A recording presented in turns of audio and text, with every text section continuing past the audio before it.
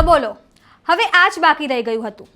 જર્મનીમાં આસિમ મુનીરની બેઇજ્જતી થતાનો એક વિડીયો સામે આવ્યો છે, જ્યાં ગાર્ડે ગેટ પર "કોણ છો તમે? આઈડી કાર્ડ બતાવો" તેમ કહી ભારે બેઇજ્જતી કરી હતી, જેનો વિડીયો હવે સોશિયલ મીડિયામાં વાયરલ થઈ રહ્યો છે. નમસ્કાર, હું છું ચંદ્રિકા પુત્રી નિરાલી. જર્મનીના મ્યુનિકમાં આયોજિત એક કાર્યક્રમમાં પાકિસ્તાનના army chief field marshal Asim મુનીરને એન્ટ્રી ગેટ પર સુરક્ષા અધિકારી દ્વારા રોકવામાં આવ્યા હોવાનો વિડીયો સોશિયલ મીડિયામાં ઝડપથી વાયરલ થઈ રહ્યો છે. આ ઘટના તે સમયે બની જ્યારે મુનીર મ્યુનિક સિક્યોરિટી કોન્ફરન્સમાં સામેલ થવા પહોંચ્યા હતા.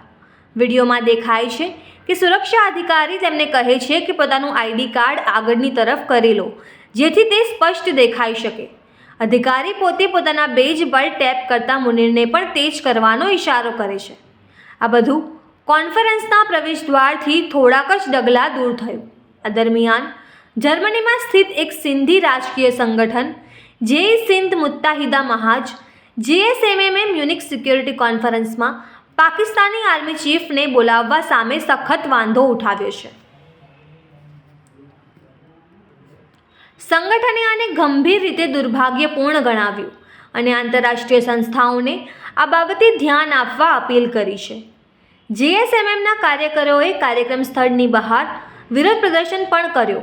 પ્રદર્શનકારીઓએ પાકિસ્તાનમાં કથિત માનવાધિકાર ઉલ્લંઘનોને લઈને અવાજ ઉઠાવ્યો. JSMMના ચેરમેન શફી બુરફતે સંયુક્ત રાષ્ટ્ર, UN, European union, EU, German સરકાર અને આંતરરાષ્ટ્રીય માનવાધિકાર સંગઠનોને સંબોધિત એક નિવેદનમાં જણાવ્યું કે તેમને આસિમ મુનીરની આ વૈશ્વિક મંચ પર હાજરી જોઈને ઊંડું દુઃખ અને વાંધો છે.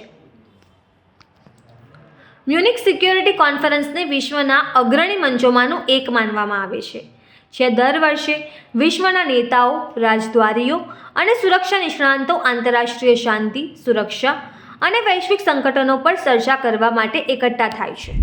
તો તમે આ વિશે શું વિચારો છો? કમેન્ટ કરીને જણાવો.